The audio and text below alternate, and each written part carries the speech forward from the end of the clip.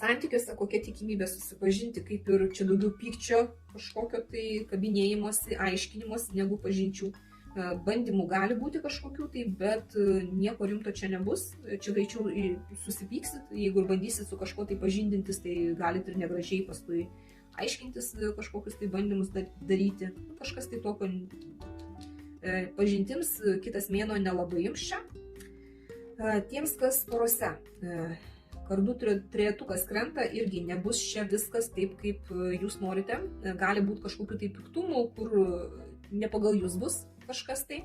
Galbūt reikės pasiaiškinti, tuo labiau, kad čia energijos mėnesio yra tokios ir pagudravimai, ir nutilėjimai, ir pamelavimai. Galbūt išlys kažkokia tai informacija, kuri įskaudins jūs.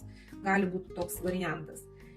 Tiems, kas trikampiuose, tai čia Saulės arkanas krenta, čia gausit kažkokį tai aiškumą, galbūt irgi išlys kažkokią tai informaciją, kurios iki tol nežinojote, ne?